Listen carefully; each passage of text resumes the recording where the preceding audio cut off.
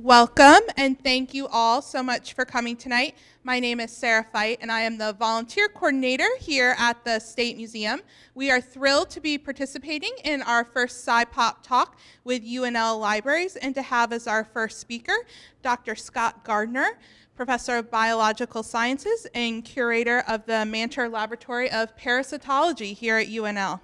Now, parasites might be something that lots of us try not to think about. Sorry, Scott, the ick factor can be kind of high, but not you. Scott's research is in parasitology, phylogenetics, and host-parasite co-evolution. Last year, he was awarded a $500,000 grant from the National Science Foundation to digitally preserve 4 major collections of parasite specimens donated to the university during the last 5 years. He has also led a team that discovered 4 new species of tuco-tucos while studying parasites in Bolivia. And if you were like me and you've never heard of a tuco-tuco before, they are a South American rodent. Tonight, his talk is Parasite Biodiversity, Discovering the Unknown Pathogens Before They Discover Us. Please join me in welcoming Dr. Scott Gardner. Thank you very much. I appreciate that welcome, not a send-off, but send in. So let's put these lights down a little bit because I have lots of interesting slides. Hopefully there won't be as much. I think I have quite a bit of text, but that's how it is when you come up to this kind of stage. So I started off in parasitology when I was 12 years old. In 1968, I was collecting things around our farm in Western Oregon. And my uncle was a parasitologist, and he was in Alaska. So I was sending him all the parasites that I was collecting. One time I collected a snake, put it into a box, and sent it to him alive, and he kept it for about 15 years. And then the post office said, "Don't send snakes anymore." So I didn't. So this is a, oh, it's not working, okay. This is a, maybe it'll work now. Huh, oh, there we go. This is, that previous picture is a triptych from the book called Biodiversity Tube, and E.O. Wilson was the editor. And if you look carefully, you see all kinds of interesting pictures, or interesting people among these pictures, and it's really a neat picture. I love that. It's one of my favorite images. There's a person here. There's a person here. If you look up, you can see some eyes in here, and there's the eyes here. So it's really cool. Anyway, so let's move on. So biodiversity. I want to talk about biodiversity and how we can use parasites to understand and study biological diversity, and why it's important and why it's exciting to do this kind of work. What is biodiversity and why do we care? This is kind of what I have decided to work on for my career. And so my focus will be to give an idea of what it takes to do a parasite biodiversity survey. And what we've done is we've done surveys all over the world, mostly working in Bolivia for about 20 years, and then in then in Mongolia for the last 5 years. We finished up there last year. And I want to talk a little bit about problems with identification of zoonoses, which are emerging parasitic diseases or diseases of animals that jump to people. I'm going to talk a little bit about that. Summarize some of our work on the Neotropics, Nearctic, Palearctic, and then I'll provide some details of the most pathogenic tapeworms. And I don't know if we'll get all these because I've only got 30 minutes and I'm going to have to watch my watch. Then also give an overview on how we're going to study these things here. I gave part of this talk last night, and I was able to keep it into right at 30 minutes, so this should work. There's more goals too, but I'm not going to be able to get to all of them. But we have a huge collection of parasites in the State Museum here. It's the largest collection of parasites in one spot anywhere in the Western Hemisphere. The Smithsonian has a larger collection, but they have them separated out into different buildings and places. So ours is all in the same place. I also want to show how we can use data in new ways, to use parasites in new ways. And I want to show some examples of our studies in biodiversity and systematics.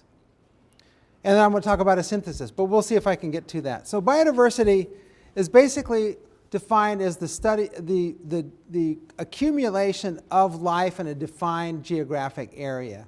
And this picture kind of shows really what you imagine if you would pop into an area and look at this animal here, and this is in Bolivia. This is called a tuco. And if we wanted to go where this animal was caught, it would take us 6 days from here. If we had everything together, we're all ready to go, it would take us at least 6 days to get there, maybe 7, maybe a week, because we'd have to really do a lot of driving on really terrible roads to actually get to that place. Then if we look inside that animal, we see chromosomes. Those are the chromosomes from that animal. If we look more carefully, we see tapeworms inside it. And then what it lives with, it's living in this kind of a habitat, and there's frogs in the area and other kinds of parasites. So this kind of illustrates biological diversity from the outside in or the inside out. Here we go. I want to talk first a little bit about Lamarck. Lamarck was the founder of the doctrine of evolution. He was the guy who really came up with the first full-blown theory of evolution. He didn't get it exactly right. Darwin came along later and was able to show that natural selection was more likely to be the mechanism for evolutionary change. But this guy was the first person to do it. And he worked at the National Museum of Natural History in Paris from about 1793 on for a few years. So really, though, the modern age of biological diversity and discovery was started when we got boats, when we got ships so we could go across the oceans very, very quickly. We could move across the oceans fast. We could collect information, look around. Mainly we were looking for gold and souls. So, the Spaniards were trying to get more people in the Catholic Church and also to get as much gold as they could get. But Alexander von Humboldt was one of the real true explorers who was going around looking for knowledge in the world, and this guy was just incredibly talented. He first studied in South America the biological diversity of animals in South America and plants. He came up with the idea of continental drift. He said, Africa and South America looked like they were stuck together at one time based on a jigsaw puzzle, and Alexander von Humboldt was really one of the first people who actually published that idea. It wasn't until the early 1900s that Wegener put forth the idea, but that idea was squashed by the hard rock geologists until the early 1960s. So von Humboldt was a really nice-looking dude, and he was so famous, people would take pictures of him. Not take pictures, they would paint pictures of him. This was before the days of photography, but he was a very attractive guy. He lived in Mexico. He liked living the style down there. Simón Bolívar called him the real discoverer of South America, since his work was more important than all of the conquistadores in South America. This guy was really important. Charles Darwin also utilized his work, and he said he was one of the greatest scientific travelers who ever lived. So Darwin was very, very impressed with the work by von Humboldt. Then Darwin, of course. Darwin mostly studied Galapagos Islands when he was on his HMS Beagle, and that was the most famous thing. But he did so many observations in South America and all around the world when he was on the Beagle. The Beagle he was assigned as the naturalist, and he learned a lot on that trip. That's what he looked like. I like this picture better when he was younger than those old ones with the huge beards. This is one of my favorite pictures of Darwin. If you ever get a chance, read this book, The Voyages of the Beagle. And the other was The Adventures. So this book was put together from 2 voyages from 2 different ships. So then another guy who was really important in all this work was a guy named Alfred Russel Wallace, and he was the guy who came up with the idea of the zoogeographic regions. So if you guys all took my class in here when I was teaching, I taught in this class for 20 years, right in this room. 7:30 in the mornings, I'd be in here talking about this stuff. And so this is a very familiar room for me, and I would do this 3 times a week, just like this. Except I wrote a lot more on the board. So anyway, Alfred Russel Wallace was working in the Malay Archipelago, and he got malaria, and he came up with the same idea that Darwin had, but Darwin hadn't published it yet. He sent a letter to Darwin, and Darwin said, "Oh my God, I've been scooped." So he took the letter and he went to his friends, and his friends said, you gotta go give this as a joint paper to the Linnaean Society. So he presented the paper to the Linnaean Society with Wallace, and this was the idea of natural selection. And then Darwin got himself in gear, went to the island of Jersey, or was it Guernsey? I think it was Jersey, spent a few months there, finished his book, came back and published it, and it became a bestseller, The Origin of Species. But so Darwin was this kick by Wallace was instrumental in Darwin getting his work done. But Wallace was amazing. He just kept publishing and publishing and working, and he came up with the idea of the zoogeographic regions. So we're in the Nearctic region. The South America is the Neotropical. The Palearctic means Old Arctic. That's Asia and Europe. And the Ethiopian region is down here in Africa. Messing up here. And and the Oriental region is down below too. So it's just amazing. Let's see, wrong way. So why do we care about who discovered what, where things are going, what exists anywhere? Well, because we're in the middle of a major biodiversity crisis. We are wiping out stuff as fast as we possibly can. As I say here, humans are building and changing the earth. We're ripping and tearing stuff as fast as we can. This is, if you've ever read any of Mark Twain's books, he used ripping and tearing a lot in some of his books, and it was fun. We're losing species at an increasing rate. It seems like, okay, the alarm came out about 20 years ago. Are we doing anything about it? No, we're increasing the speed at which we're wiping stuff out. Basically, what I see the problem, well, many of us see this, is Dan Brooks is one of the famous graduates of this institution, and he said that the future of human technological condition is at stake. We're probably not going to go extinct because we can do all kinds of stuff. We can make fire, and we can go and shoot stuff. We can use arrows, and we can do all these things, but we're probably not going to go extinct. So really what's at risk here is this kind of thing. And so we have to make it through the bottleneck. And so that's the idea. Our idea is to collect enough information that we can allow people to understand what's out there so we can make it through this bottleneck that's going to come in about 200 years. So if you're interested in the bottleneck, look up E.O. Wilson's works and see what he means by a bottleneck. I'm not going to go through it here.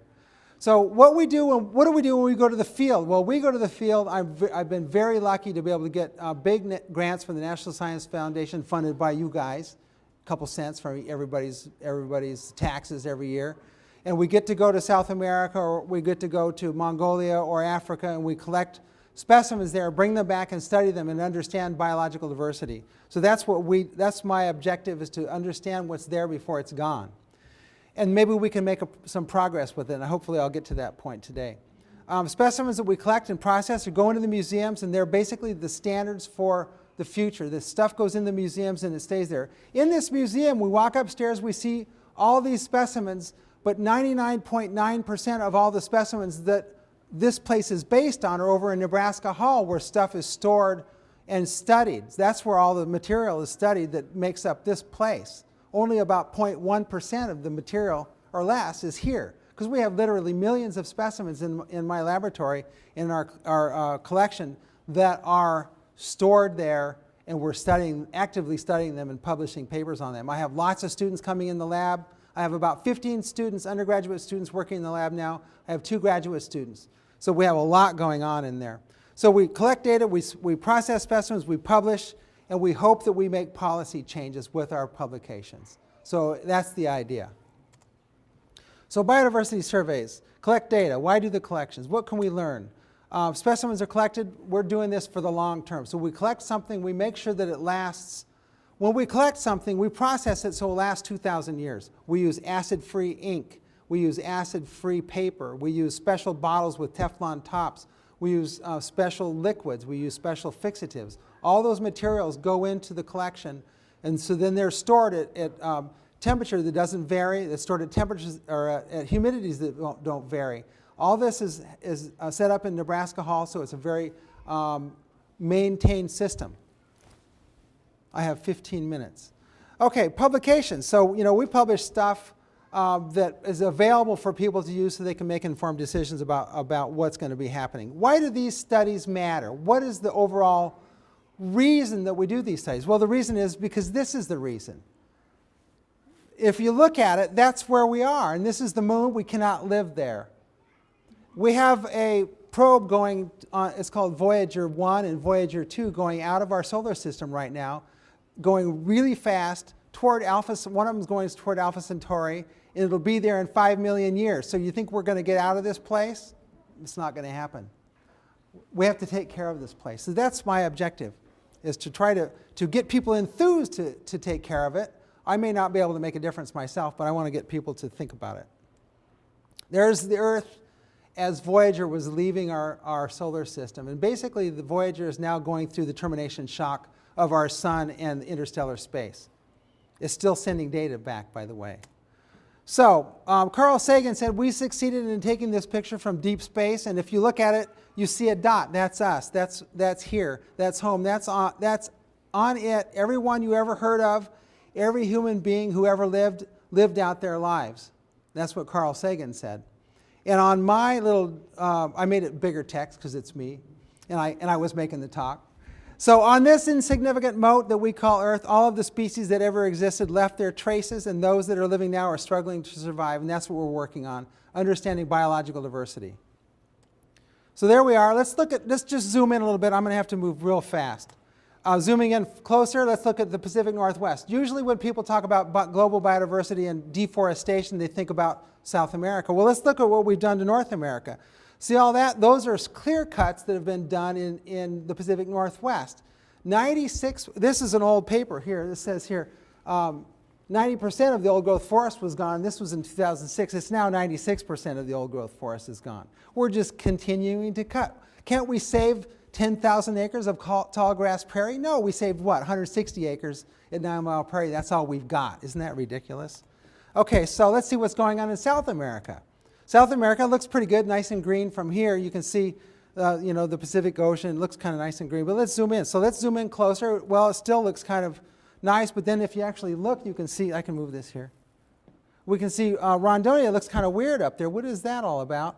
But let's not worry about Rondonia. That place has already been taken out. Let's look here. Right here in Bolivia, where there's some major and interesting tropical deciduous forests. This is what's happening there right now. So they're going through these forests with D9 cats and giant chains, and they're cutting it out as fast as they can. They pile it up and burn it. What do they put in? Soybeans. I don't need to say anything else. So there we go. There's soybean fields coming in right now. Okay, this is what's happening in northern Bolivia, where it's not industrial. This is this little dot right here. So there's a road up here, and the people who are in there making those little lines have axes. And so this is how it's going there. So it's been about a 15 or 20 or, actually it's been about a 150 year period. That's how fast they're going with axes. The other one was done in 5 years. This is about 50 years. So why collect, but here, this is cool. This Chamani Reserve is where the Indian people of Bolivia live, and they haven't cut any of theirs. They might cut a few things, but they don't make big blobs like that. Okay, so why collect natural history data? We're wiping out the natural world.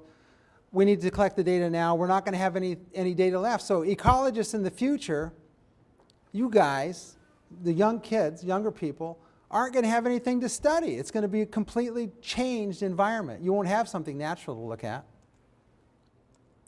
So if we don't work to describe and conserve biodiversity now, our descendants are going to be pretty upset. My kids' kids are going to go, wow, you had the chance to do something in 2000, starting from the year 2000 up, in those, when the sounds were, when the warnings happened, you could have changed things. You could have made some changes, and you chose not to. Instead, you just wiped it out. So here's what we do when we're in the field. We collect all kinds of data. And I'm not going to go through this very much. But when we first start collecting, there's a big polytomy, a big phylogenetic tree with no resolution. We don't know what's there. We don't know how it's resolved. We don't know anything about what the species that are there. Wish my mouse wouldn't go away. But then as we collect more and more data, if we collect one mammal, we get all these parasites and tapeworms and protozoans and viruses and all this stuff from these. If we don't collect this stuff, and we only collect the mammal, this is all we get down here.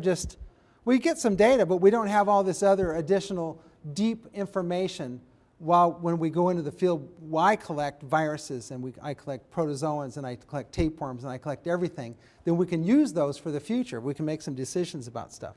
So anyway, let's keep moving. Why vertebrates and parasites? Well, because I published a paper in about 1996 called Using Parasites as Probes for Biological Diversity.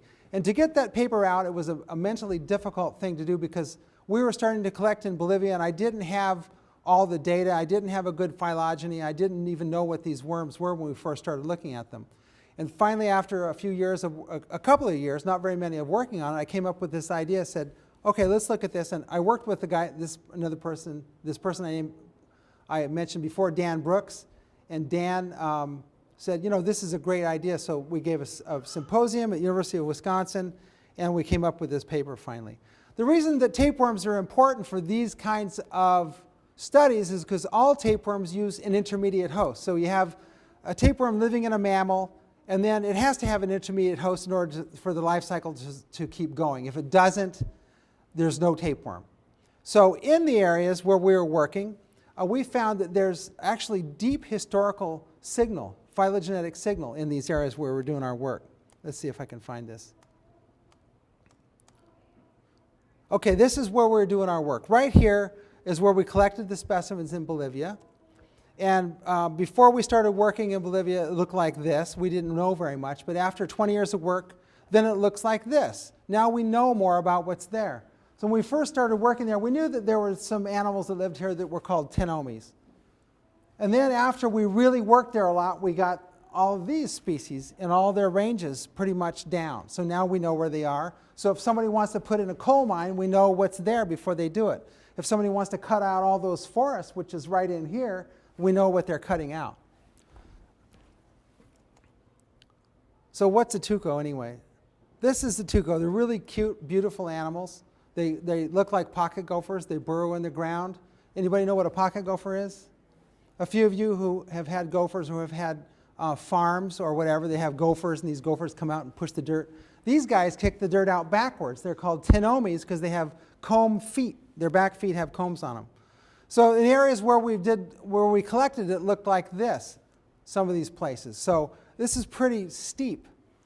This is actually called the Road of Death in Bolivia. This used to be the most dangerous road anywhere in the world, except maybe in New York.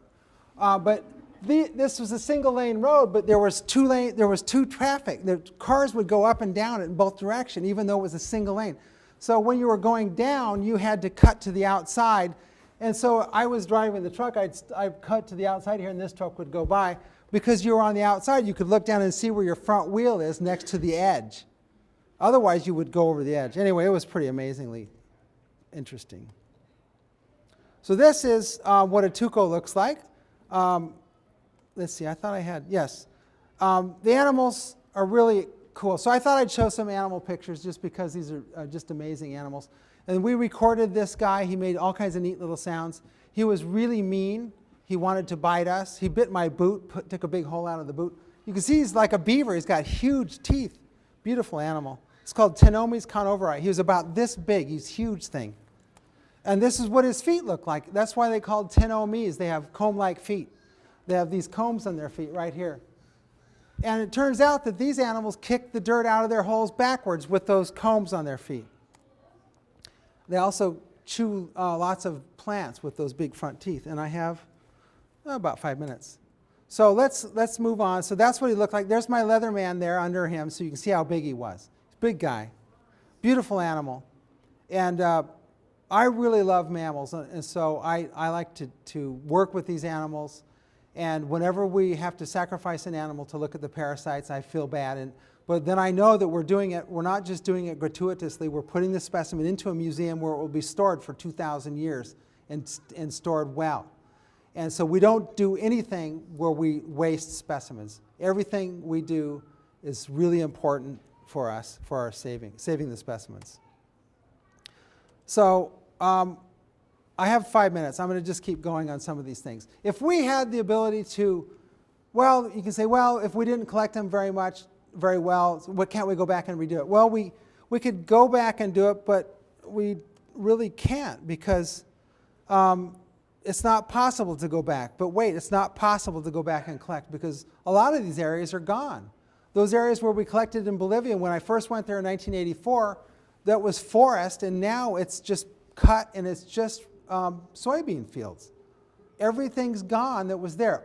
There were like 45 sloths per hectare there. There's not one sloth left.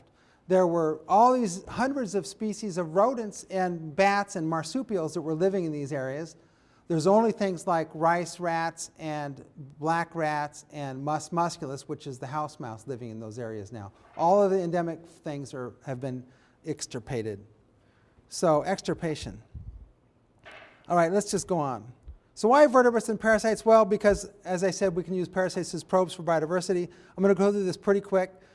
Tapeworms all use intermediate hosts, and this is where I was starting to go earlier.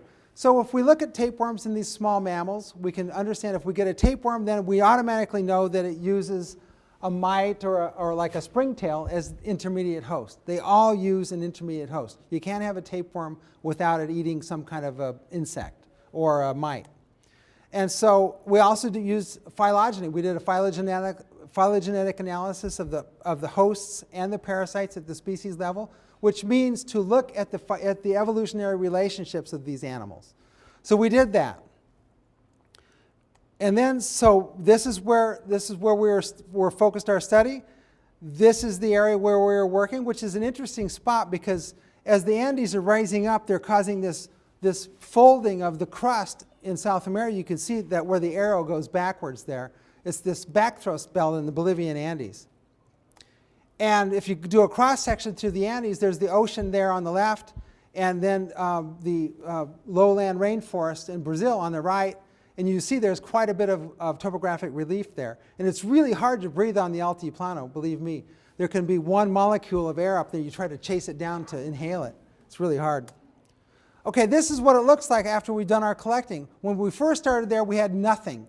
We went all over the place. We collected these marsupials, and we found that the tapeworms only occurred in the places where the green lines are, those green spots. And people say, why did you have to collect so many? I said, well, because if we only collected one and there was no green spot where that one that we collected was, then we wouldn't know anything about it. But we collected them all over the place, and now we know that the tapeworms occur here at 200 meters, and here at 800 meters, and here at about 1,800 meters elevation. And the reason it goes up in elevation is because, on the way north, because as you get closer to the equator, it gets warmer, so the ecozones go up in altitude. And as global warming is happening, these things are going to keep going up. So what's happened here is these tapeworms occur in the, oh, wrong one. These tapeworms occur in these areas. There they are. And then we did a phylogeny. I made a phylogeny of the tapeworms, and it turns out that these things are more closely related to Australian tapeworms than anything else. So what that shows us is that, wow, what's going on? There's a weird distribution going on. Eastern Australian mountains, Yungas region of Bolivia, the Andes, how can that work? So let's look at 160 million years ago, 40 million years ago. So 60 million years ago, the continents started breaking apart. And my hypothesis is that there was a continuous zone of habitat that's still there after 60 million years in South America and Australia. Because in Australia is on this side of, well, right here on this side of Australia is where we find those tapeworms. And as Australia moved apart and Antarctica went south, and Antarctica then froze completely solid, everything went extinct. Ooh, wrong way. So this is where the life cycle was going. You can see my great graphics here. And then the life cycle was still going in South America and Australia. Still the same life cycle, still the same intermediate hosts, still same stuff going on. And the question is this real or not? So we have not gotten yet enough of a grant to go back there and do that test. We need to go to South America, we need to go to Australia and do some collecting and find out if this is true. And also collect some molecular data. So that's where we are. So basically, these indicators of biological diversity using parasites, but I try to relate it all the way back to the initial studiers of biodiversity, von Humboldt, Darwin, Lamarck, and basically we would not have found, the bottom line here is that we would not have found this pattern with limited collections. If we'd only done little collections and we didn't know what was in Australia, if we'd only done a couple collections in Bolivia, we wouldn't know what was there and we would not really know what was happening. That's why we have to do more collecting, even though it takes a lot of animals. But We only collected a few thousand specimens. When someone goes through with a D9 cat, everything dies. Tens of thousands of things die with a D9 cat. We just collected a few, and every one we collected went to a museum, either here at the American Museum of Natural History. So I'm going to stop right here because I think I'm out of time. So let's have questions. No questions. Go ahead. Bottom one of these slides where you're going really fast. I wanted to go back and say, but what about the let's see, you talked about how to use the collections that exist Yes. to answer pressing questions. Right. So, I'd like to know more about that. well, what we have is we have museums that have lots of specimens in them, but we have fewer people studying those specimens because it's harder to get people to work on that kind of stuff because there's not many positions for curators to work on them. So if we have more people who are excited about this stuff like me, then we'd maybe have more students getting into the thing, but then there's no job. So unless you're doing biotechnology or molecular biology completely or something else, you can't do it. So there has to be, you have to be well trained. For instance, when I work, I can do molecular biology, or I can do phylogenetics, or I can do ecology, or I can do mammalogy, or parasitology, all these things simultaneously. But it took me a long time. My learning curve was like here for years, and I finally made it up to this point where I still have a lot to learn, but there's still a lot to go. So I don't think I asked your question, but answered your question. What kind of questions can we ask? Well, we can look at the specimens. I mean, I haven't even gone through to see what other kinds of parasites we have that we collected in Bolivia yet. We have literally tens of thousands of specimens that still need to be looked at. I went through the most salient ones, the coolest looking tapeworms, but there's nematodes and there's acanthocephalans. Nematodes are these little tiny worms that are called thread worms. That's why they're called nematodes. Then there's acanthocephalans. Those are thorny-headed worms. And so if we look at these animals and when we understand their phylogeny, then we can start asking and answering questions like I did here. But we have to really focus on that stuff. So, yeah. Is anyone doing comparative genetic analysis to determine how recently the tapeworms in Australia and the tapeworms in South America had a common ancestor? Well, based on my little tree, and based on the knowledge of how long those continents came apart, we know it's less than 60 million years. So, but we have the data. We don't have the data for Australia because we don't have the specimens. We have the data here, but we don't have the molecular data for the Australian species at this point. But in order to get that, we'd have to mount an expedition. But that's a good question. And of course, we do have the answer for the marsupials.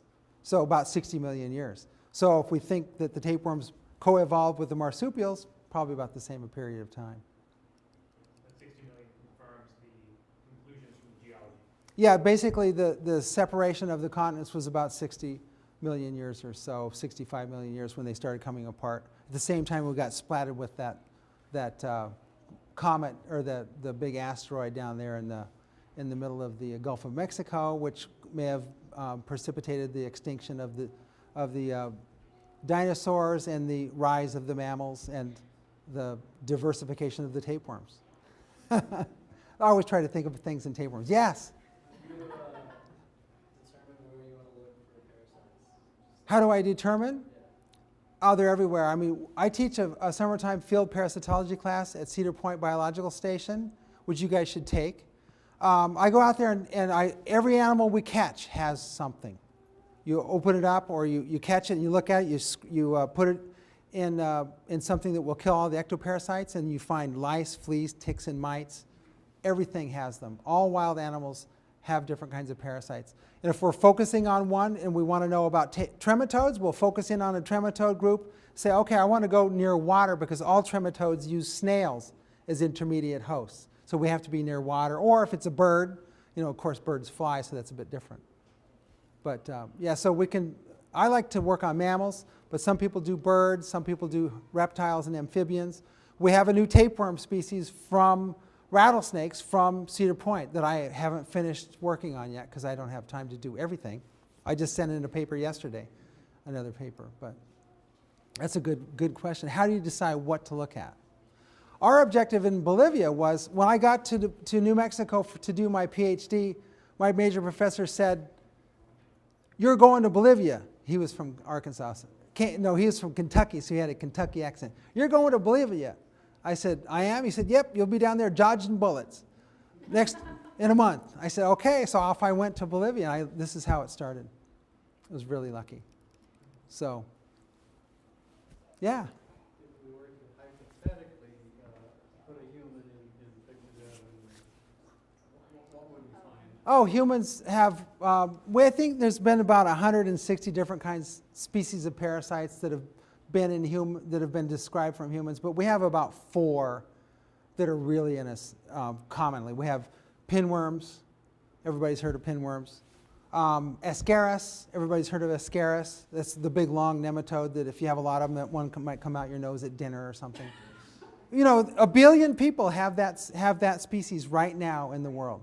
Right at this very moment, 1 billion of us have those Ascaris nematodes. And 400 million of us right now in North America have pinworms. So we also have malaria. 4 species of malaria live in just us, and 5 if you count the one that also occurs in macaques. Are any of these parasites non-pathological to us? Oh, Ascaris probably is not going to hurt you too much. I had one. I should have brought my sample. I had one when I was working in Bolivia. I got infected. It's from drinking and eating contaminated water because there were eggs in the water. I said, dang, I ate someone's poo. Because what happens is the egg goes into your system, it goes into your small intestine, it hatches, then it goes into your hepatic portal system, goes through your liver, into your heart, then into your lungs to get oxygenated, and then the larva pops out, climbs up your trachea, and then you swallow it, and it goes back into your intestine and turns into a nice big fat nematode. That's quite a life cycle, isn't it? It's amazing. So hookworms, pinworms, hookworms is a big one. The Rockefeller Foundation in the early 1900s put a lot of money into digging latrines in the south part of the United States to stop the hookworm epidemic. Because they said, look at all those lazy people. Well, everybody was infected with hookworms, and hookworms take about 1/4 of a milliliter of blood a day. They just hook onto a villus and start sucking, and the blood just comes out. They don't use it, and people were just tired all the time because they had this big infection. So once we stopped that, then people felt better. And so all over the world we have this problem. We have Chagas disease in South America and also all the way into Texas. We have Leishmania in South America. We have all these different tropical other worms like filariae nematodes, like the things that cause elephantiasis. I mean, I could just keep going. And loa loa in your eye worms, yeah, loa loa and Wuchereria. Others that go and make you blind, causing river blindness. So all these things are out there that can get us. So, yes? What do you think the general public's biggest misconception about parasites would be? Biggest misconception, general public's biggest misconception about parasites. Well, I think the biggest misconception is that that we don't have any. And they're just really common. Pinworms are really common in our northern, in North America, because we live in pretty much tight enclosures. When we shake the sheets, pinworm eggs just float around. So I think basically that we don't have any, because when someone finds one, they go, oh my God, it's a pinworm, or it's a nematode, or well, I don't even know what they'd call them. If you found one crawling around your kid's perianal folds, you would probably say, well, it looks like there's pinworms, but I don't know how most people think about it. That's what I did. I said, collect it now. I want a sequence. I got to get a DNA sequence off this one. So I have those specimens from my daughter. So that's one. I don't know if there are other misconceptions or conceptions or what they think about parasites. But what people normally think about parasites before they hear me talk is way different about what they think about after they hear me talk. And if I had more time, I could go into further details. Yeah, I mean, I'll stay here for an hour. All right, the parasite that infects rodents. Yeah. And then is ingested by cats, makes the rodent fearless to cats, and then the cat, toxoplasma. Right, Toxoplasma gondii. And there's some speculation that it alters the brain activity of the rodents. Are there, People too. that was my question. Yeah. How does it affect us? Well, it's related to malaria. This toxoplasma is an apicomplex, and it's also related to malaria. So these things cause behavioral changes in their hosts. And the way it affects people is that it causes people to just have some differences in their cognitive processes, because it infects a lot of the cells of our bodies. These things come in, they proliferate. If you happen to have eaten some poorly cooked meat one time and it had toxocysts in it, it's in you. If you changed a cat litter box and some of the litter flew up and you got a couple oocysts in you, you can have it. So there's a lot of possibilities for getting infected, and I'm not up on the literature for the toxo too much, because it's an interesting question, and interesting that people get this thing, but my main focus is wildlife biodiversity. But it's still interesting. There was an article in the Geographic perhaps a year or two ago. And they actually. Essentially said they were all zombies. Right, and they took pictures out there at Cedar Point. Some of those little amphipods were taken by I can't remember the photographer's name, but we collected those for him, and he put them into these little. He put some milk in the water so he could shine that light and get a nice light on it. So he was taking his pictures right there. It's kind of fun to see. And those amphipods have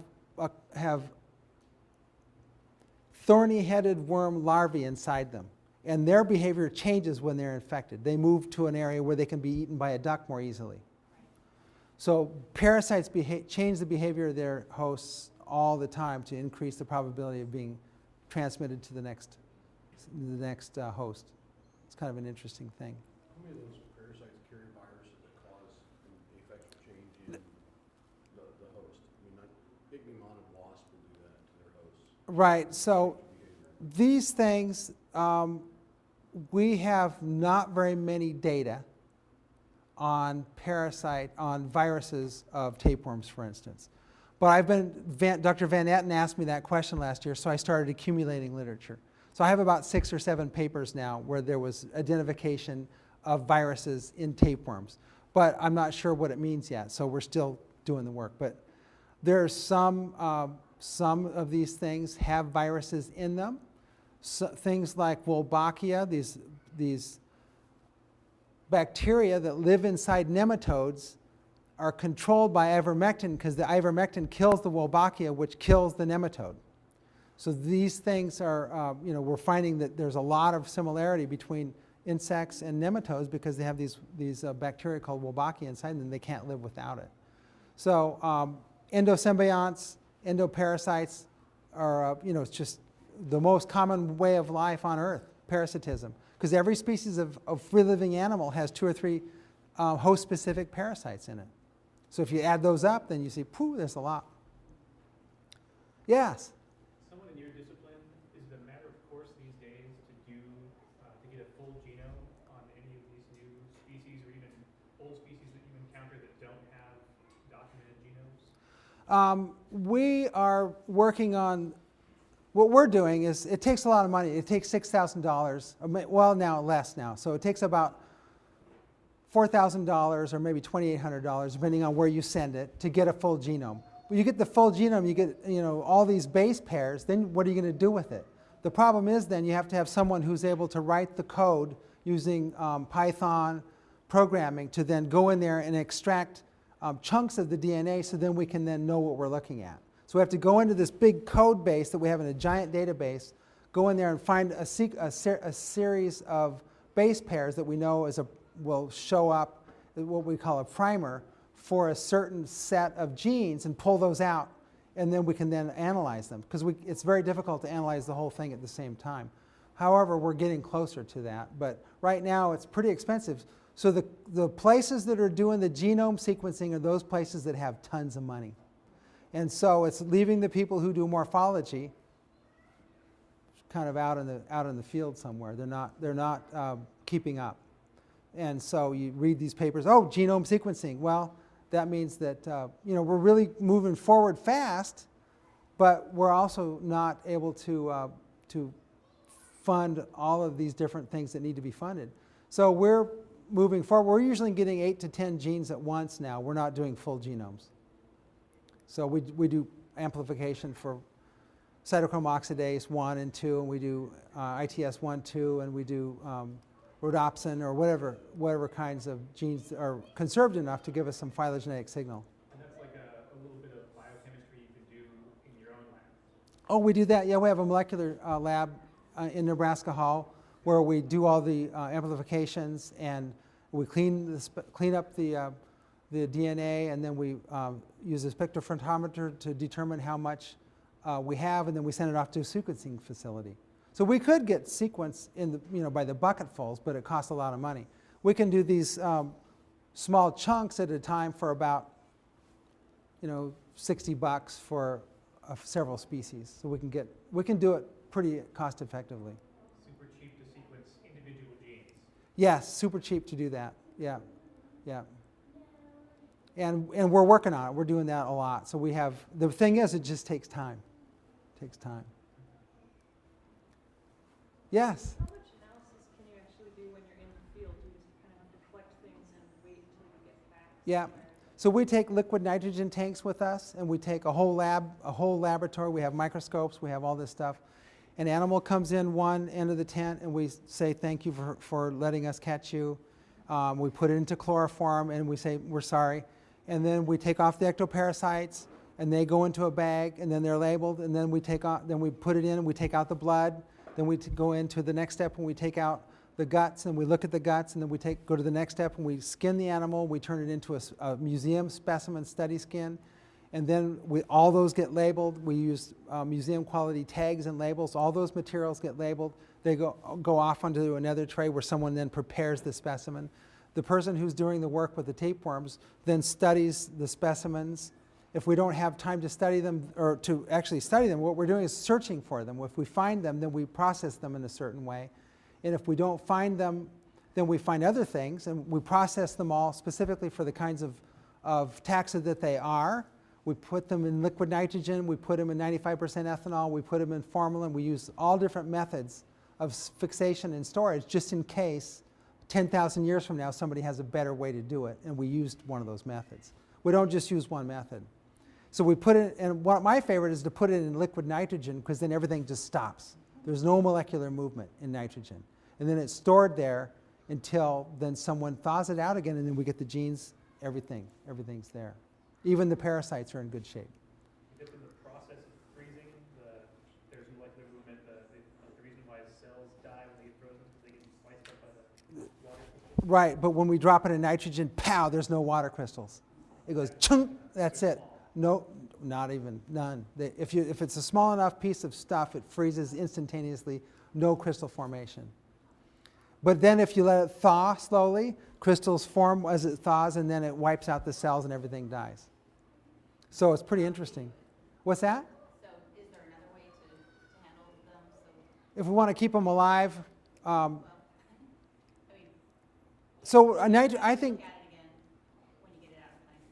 well, we pull them out of the nitrogen, we then process them like we would if we were in the field. So we take them out and we put them in 95% ethanol. We take out the posterior end of a tapeworm, and we use do that for sequence. Then we use the anterior end for a voucher specimen that's then on a slide and in a museum permanently. So we know that species, we know the head, we know all the morphology, and we also know the DNA. One of the problems we're finding in the GenBank databases now is that for what we were looking at, only 5% of the specimens of a certain kind of tapeworm that we're working on right now has voucher specimens in a museum. So people collected, they said, oh, I know what that is. They take off some of it, sequence it, put the sequence into GenBank, and they throw that part away. So we found a couple new species that have been sequenced, and they said, we know what this is. They sequenced it, they put it in GenBank, and we found the specimen, and we sequenced it, and we said, oh, well, this is really different. We found the sequence wasn't what they said it was. So there's a lot of mistakes, huge number of mistakes, because the correlation between the museum and GenBank isn't there yet. The people are working on it, but it's not there. It's really haphazard because they haven't been trained properly. I think we have time for one final question. Oh, man. Okay. Yes? Gamma radiation to preserve specimens, is that feasible or not? Well, it certainly kills all the bacteria. Yeah, you can blast a steak with gamma radiation, seal it in a bag, and it'll stay like that for a long time. But I think there's still molecular degradation. I don't think that you're going to have DNA polymerases still going. I guess my question was, is it really feasible for your kind of work? No, not for here.